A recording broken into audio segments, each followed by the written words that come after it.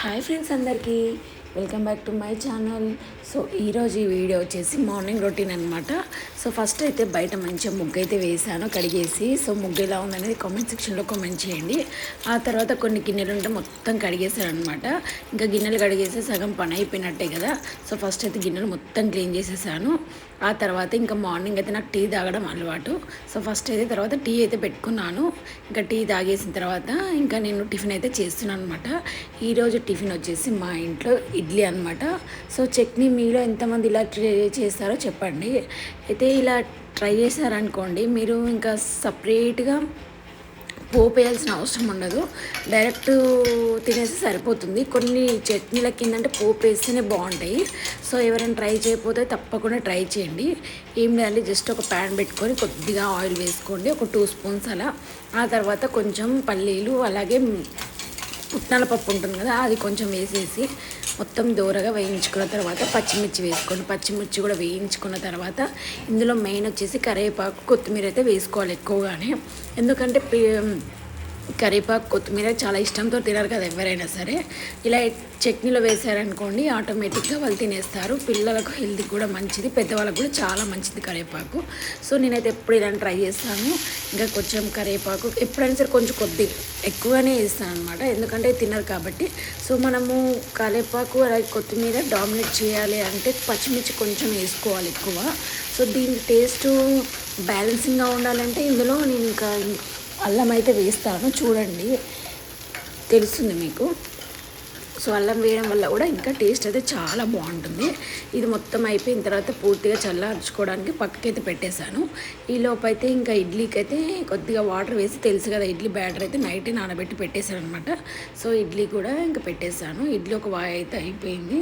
So నా దగ్గర చిన్నది ఉంది కాబట్టి ఇంక ఇలా 2 టైమ్స్ చేసి సరిపోతుంది అనమాట. సో చెప్పాను కదా ఇంక ఇది పూర్తిగా చల్లారిన తర్వాత ఇందులో కొంతమంది చింతపండు కూడా వేస్తారు, బట్ నేను ప్రతిసారి చింతపండు అయితే వేయను. సో చెప్పాను కదా ఇంక ఇది మొత్తం వేసేసుకొని ఇందులో కొద్దిగా సాల్ట్ అలాగే కొంచెం అల్లం కొంచెం జీలకర్ర ఈ 3 వేసి కొంచెం వాటర్ వేసి మెత్తగా గ్రైండ్ చేసుకోవాలి. సో ఇంకా చెప్పాను కదా టేస్ట్ బాగుంటుంది చెప్పి ఇంకా పోపు అయితే నేను ఏం వేయను. ఒకసారి మీరు ట్రై చేయండి, చాలా బాగుంటుంది, మీకు కూడా బాగా నచ్చుతుంది. సో చూసారు కదా ఎంత బాగుందో, అంటే చూడటానికి బాగుంది, తింటే కూడా అంతే బాగుంటుంది. సో ఇంకా సపరేట్ మళ్ళీ ఆయిల్ వేసి పోపు పెట్టడం ఎందుకు అని చెప్పి నేనైతే పెట్టాను. ఇంకా ఇష్టం అని కూడా పెట్టుకోవచ్చు. ఇక్కడైతే వేపాకు అయితే నేను ఒక నీళ్ళలో అయితే నానబెట్టాను, చెప్తాను వేపాకుతో ఏం చేస్తాను అనేది కూడా చెప్తాను. ఇంకా అది పక్కన పెట్టేసిన తర్వాత లంచ్ అయితే ప్రిపేర్ చేస్తున్నాను. ఇక్కడైతే రైస్ అయితే పెట్టేశాను అనమాట. రైస్ ఎప్పుడైనా ఒక 1/2 అవర్ నానిన తర్వాత కుక్ చేసుకుంటేనే మంచిగా అవుతుంది, గ్యాస్ కూడా సేవ్ అవుతుంది అనమాట. సో ఇక్కడ రైస్ కాగానే ఇంకా కర్రీ కూడా స్టార్ట్ చేశాను అనమాట. సో ఒకదాని మాట ఒక పని చేసేసుకుంటే తొందరగా అయిపోతుందని చెప్పి నేనైతే వెంటనే చేసేస్తున్నాను అనమాట. ఇంకా ఈ నైట్ అయితే పెరుగు తోడేశాను. సో ఫస్ట్ టైం అనమాట పెరుగు ఎంత మంచిగా వచ్చిందంటే అసలు.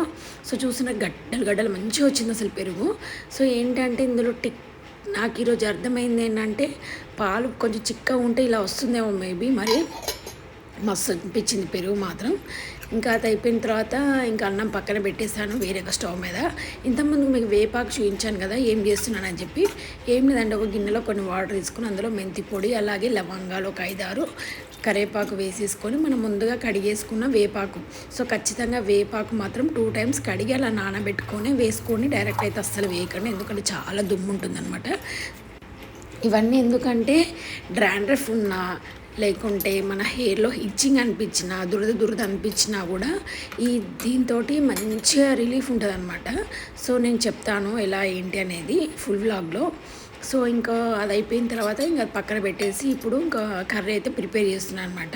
సో జస్ట్ ఈరోజు టమాటా రైస్ చేద్దాం అనుకుంటాను, అందుకే ఇంకా చిన్నగా కొంచెం ఆయిల్ వేసేసి ఆ తర్వాత కొద్దిగా జీలకర్ర కొంచెం మసాలా వేసుకుంటే ఏంటంటే కొంచెం అన్ని టూ కొంచెం వేసుకుంటే చిటికెడు అనుకోండి వేసుకుంటే టేస్ట్ చాలా బాగుంటుంది టమాటా రైస్లో. సో టమాటా రైస్ మెయిన్ వచ్చేసి మనకు మసాలాతోటే ఫ్లేవర్ అనేది బాగా తెలుస్తుంది అనమాట. సో అందుకే నేను కొంచెం అయితే వేసాను. సో నేను ఇంతకుముందు చెప్పాను కదా, సో వేపాకు కరివేపాకు మెంతి పొడి కొంచెం, సో తర్వాత లవంగాలు, ఈ 4 కొద్దిగా ఒక 1/2 లీటర్ వాటర్లో వేసి మరిగించుకోండి. సో మీడియం ఫ్లేమ్లో పెట్టండి గ్యాస్ అయితే, హై ఫ్లేమ్ అస్సలు పెట్టకండి. ఎందుకంటే ఇంకా వేపాకు అవన్నీ వేసాం కదా. సో ఒక 10 మినిట్స్ మరిగించిన తర్వాత పక్కన పెట్టేసుకోండి. ఆ వాటర్ పూర్తిగా చల్లారిన తర్వాత మనము ఫ్రిడ్జ్లో 1 వీక్ వరకు స్టోర్ చేసుకోవచ్చు అనమాట. సో ఇలా చేయడం వల్ల ఏంటంటే మనం కావాల్సిన ప్రతిరోజు మనం చేసుకోవాల్సిన అవసరం ఉండదు. సో వీక్లీ వన్స్ చేసేసుకుంటే సరిపోతుంది. ప్రతిరోజు ఒక 100 ml అట్లా తీసుకొని హెయిర్కి మొత్తం అప్లై చేసుకోవాలన్నమాట. So massage type. So first అయితే వేప వాటర్ ఏంటంటే స్కాల్ఫ్కి అంటేలా చూసుకోండి. జస్ట్ ఇట్లా పైన వేసుకోకుండా మొత్తం స్కాల్ఫ్కి మొత్తం పట్టేలా చూడండి వాటరు. ఆ తర్వాత లైట్గా మసాజ్ చేయండి. ఇంకా ఇలా చేసామంటే డైలీ చేయండి. ఇప్పుడు మీరు అలా చేసిన తర్వాత షాంపూ పెట్టాల్సిన అవసరం లేదు. ఒకవేళ మీరు ఆయిల్ పెట్టుకున్నట్టయితే షాంపూ పెట్టుకోండి. ఒకవేళ ఆయిల్ ఏం లేకుంటే అయితే డైరెక్ట్ అలాగే హెడ్ బాత్ చేసేసేయండి. ఇలా చేయడం ప్రతిరోజు చేస్తే మీకు డాండ్రఫ్ అయినా, సో ఇచ్చింగ్ అయినా, సో దురద లేసింది కొంతమందికి ఇట్లా అంటారు డాండ్రఫ్ ఎక్కువ వచ్చి దురద అనిపిస్తుంది కదా. సో ఇది చాలా బాగా వర్క్ అవుతుందండి. సో చూస్తున్నారు కదా, ఇలా ట్రై చేస్తాను నేనైతే. సో డైలీ పెట్టేసుకుంటాను అనమాట. ఇలా పెట్టడం వల్ల మనకు డాండ్రఫ్ అనేది పోతుంది. మంచి టిప్ అండి ఇదైతే. సో ఎవరైనా ట్రై చేయకపోతే తప్పకుండా ట్రై చేయండి. ఇదండి ఈరోజు వీడియో. ఈ వీడియో కనుక నచ్చినట్లయితే తప్పకుండా మా ఛానల్ సబ్స్క్రైబ్ చేయండి, లైక్ చేయండి మరిన్ని మంచి వీడియోస్ కోసం.